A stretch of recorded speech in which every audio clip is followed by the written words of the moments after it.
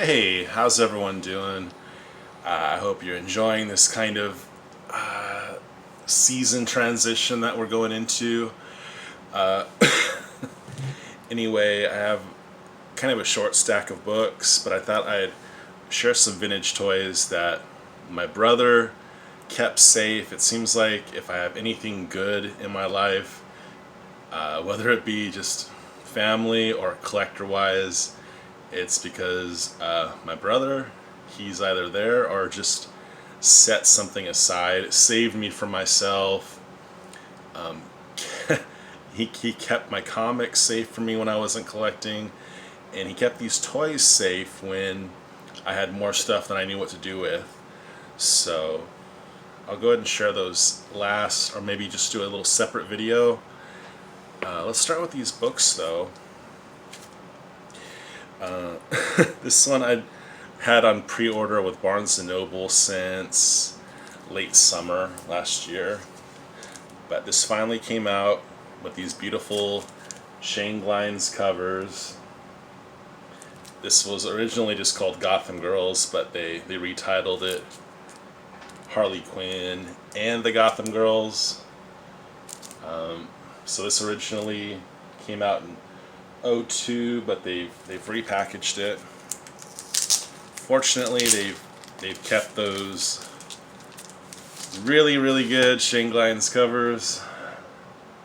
Some of them are on the back. I even borrowed some of the image for the spine.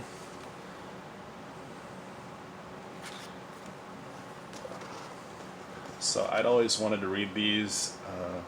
Paul D. Story wrote, and it looks like Jennifer Graves and Jay Bone did the art, with additional layouts from Brad Rader and Rick Burchett. But this is the really good. This is kind of the New Adventures era of art. I think this came out roughly the same time as some Batman Gotham Adventures books came out. I'll go ahead and just see if I could share the covers real quick. We had this Catwoman cover. That was book one. Find some standout pages. So this book did inspire a little something of a web series that came out in the early 2000s. Early, not motion comic, but real minimal animation. That's a great page right there. We're dealing with Poison Ivy, that she's basically, she's becoming more and more of a plant. Unlike the Alan Moore Swamp Thing, which was a swamp that became a man, this Pamela Isley is a lady that's becoming a plant. So she she operates with photosynthesis, but she's more and more detached. That's a great Harley cover. I've never been able to find a satisfactory copy of this due to the paper stock, the white cover, and just the popularity of Harley Quinn. But this is someone who does a really nice kind of Bruce Timm-esque cartoony style. Here's I believe, probably book 4 had the Montoya cover. And just these pages are really nicely laid out. I mean, it's crazy to see this book with that DC logo, because I mean, this came out during the DC logo, the bulletin logo. Sorry, allergies. It's one thing about these season transitions. The plants want in on it. This last cover, although very good, is not a Shane Glines. They couldn't get Shane for the last image, but it's a nice back roll. So it's great to have this book in a way. little 5-issue miniseries. Just I can see why they put it out. Correlating with this right here, Birds of Prey. Um, but I can tell you if this is something that interests you, you can pick it up. You don't have to wait for it. 1 second. Sorry about that. Just had to get a sticky tape. Just had to get a little label on that. But I'll tell you what the retail on this was. It came in at $16.99, which is pretty cool considering the cheapest you can kind of put this set together on eBay. If you just wanted to read these for the longest time, has been at least 75. People sometimes try to get a lot out of the Harley cover, but they've been foiled. They are now available for the pleasant price of $16.99. So, get my energy going. Okay, let's not make this a lazy night. Let's make this a comic night. Sorry, I'm not crying over how beautiful that Gotham Girls book is. It's just some eye drops. Bear with me. But I was really happy when that arrived. So anyway, showed that before, but I had to get caught up on the Savage Dragon. I think my collection stopped at 245. I couldn't have it. I couldn't live with that. I now have all the way up to 251 pre-ordered. 250 is a little expensive. 250 is going to have some cool covers. Rob Liefeld's doing a cover, which is actually pretty decent. I recently spent the 1.5 hours it takes to watch the documentary called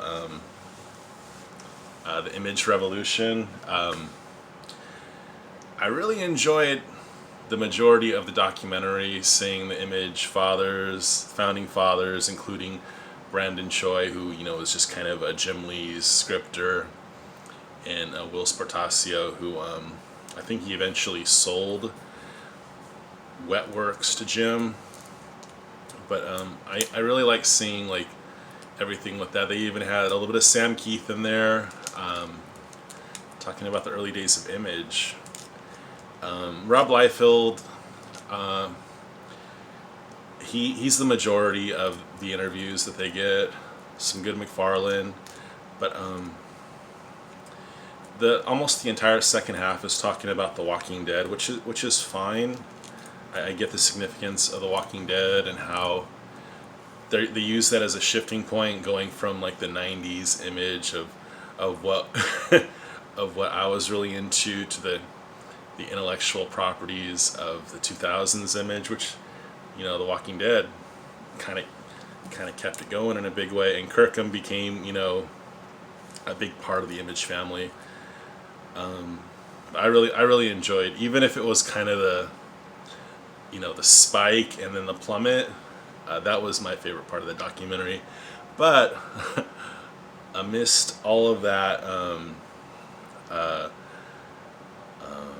banter about egos and excess and basically people who had studios hiring way more people than they knew what to do with and how to keep happy. You had Eric Larson just in there. I feel like he, along with Valentino and McFarlane, the guys who had their mainstay books. Not to say that they haven't had a couple of spin-off books, but when you talk about Silvestri and Liefeld and Jim Lee, with their different studios, whether it be Extreme, Top Cow, or I guess what became Wildstorm, sort of could spin out of control. You had Eric Larson, and he was just banging away at Savage Dragon issues. And yeah, that was really a cool part of it to see. That just like a guy just doing his thing, letting the other guys flex guns, and so I had to keep going with the Dragon at least until after 250. then take a break, and hopefully pick up on it again. So I don't have to I don't have to get too hammered by eBay costs with tax and everything as far as all that goes. This one, I'm glad I got 245. It is a first appearance of the Chained Men. Malcolm tangled up in blue.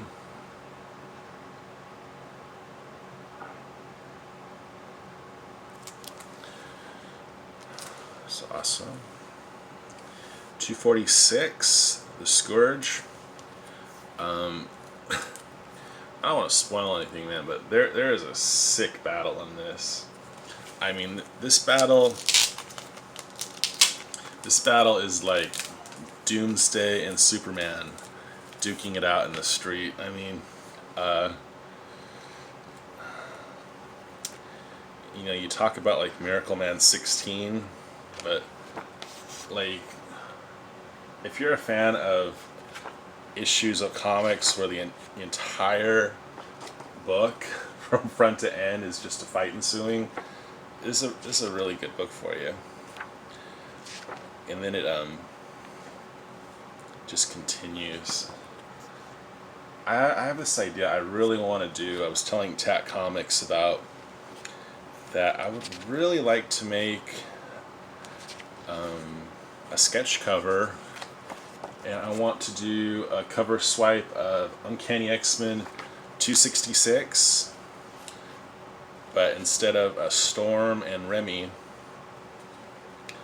I would really like to use Malcolm Dragon and Maxine Dragon, stand-in for Aurora.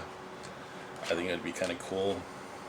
I always like the colors on the background of 266 with that kind of foamy green, and then the logo is kind of a little bit of an orange yellow with a tint of brown maybe.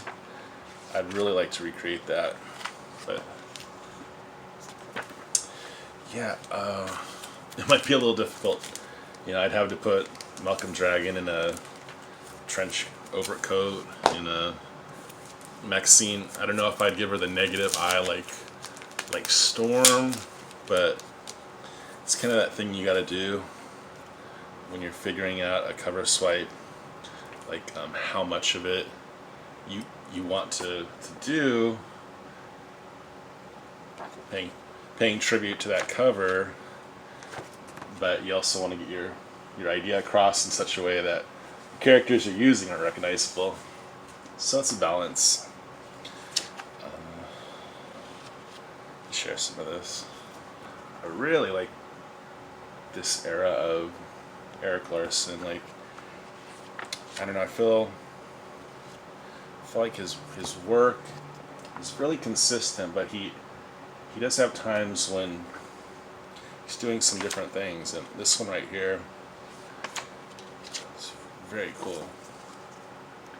I think just the right amount of thick and thin lines that I really get a kick out of. Just how this comes out, looks good.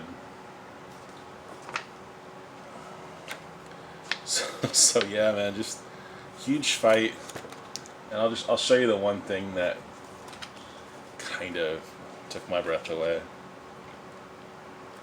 So these dudes are fighting, and Malcolm gets picked up by his fin.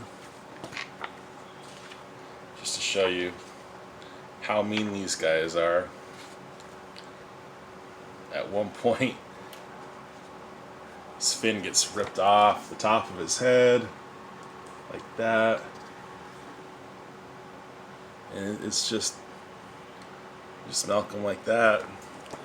I mean, don't fret, it'll be back, but when you're reading that book and you witness that, part of your character's iconic look, I mean, that just tells you that this fight meant something. Like this was an epic throwdown. So that's 277, or 247, 288 should be on its way.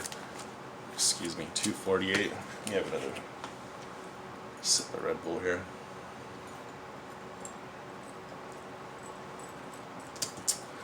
Okay. So I got this Iron Man from Atomic Basement Comics in a nice board. And I post-noted that to be signed. JR. I had to pick this up again because I lost my copy, but DC Presents Batman #1. I wanted to get Adam Hughes on that cover. Pretty cool. Red Sonja, Age of Chaos, Book 1. I don't know how I missed this one when it came out, but went ahead and got one.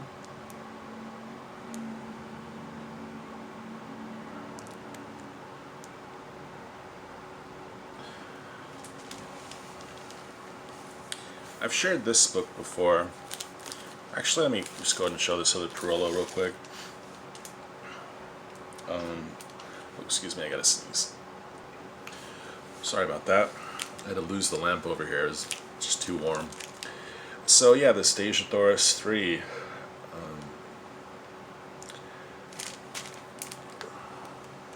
Beautiful, beautiful. Yeah, it came damaged right there. I made a note. I've gotten a little bit over contacting these guys for these $5 books. He used a mailer.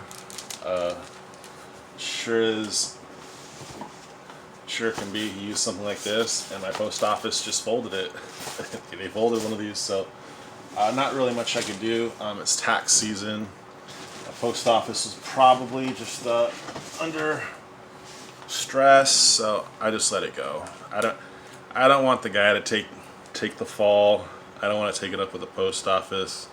So you know what? I just put it in a Mylar. I said screw it. You know, it's got a big crease right there, but it's right there on her hand. But I mean, the book does well in a Mylar. It looks beautiful. So beautiful. So this is a book I've shared before a long time ago. Oh, excuse me. Yeah. This is a beautiful Tales from the Crypt by Paper Cuts, issue 21, and I'm such a big fan of this guy's art, Steve Mannion, that I really have a mind to get more of it.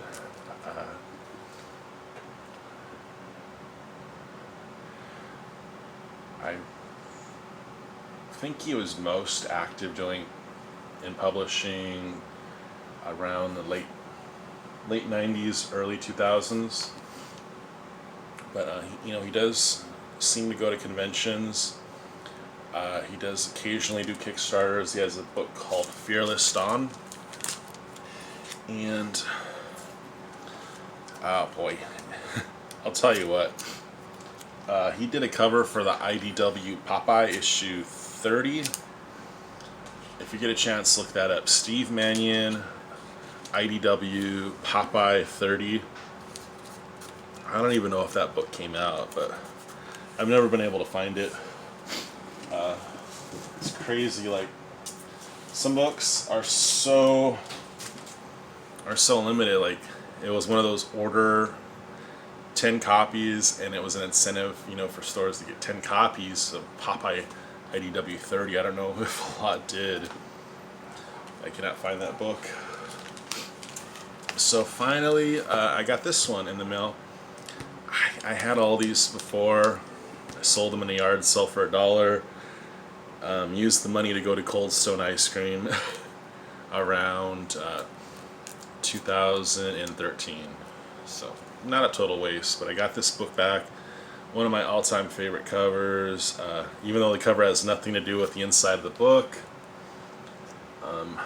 Tales from the Crypt 12. I remember wanting this book so bad. I was a little disappointed. Like the whole story is, it's kind of like 100 bullets kind of a story with a cowboy on the inside. Nothing to do with this Grim Reaper in this classroom. No teacher. No more homework, no books, no teachers, dirty looks, none of that. It's like, I wanted this story. So what could this story be? I wanted to know, but yeah, it's just an image, you know? Tell the story in your mind, you know? So there's that. I'm gonna go ahead and do a separate video for these guys right here. Me and my bro have the entire collection of these Savage Mondo Blitzers. I'll just show them real quick because I'm probably not gonna do the video tonight. I'm a little winded. These are so cool though. These are all from KB, man, for $5.99. All on card.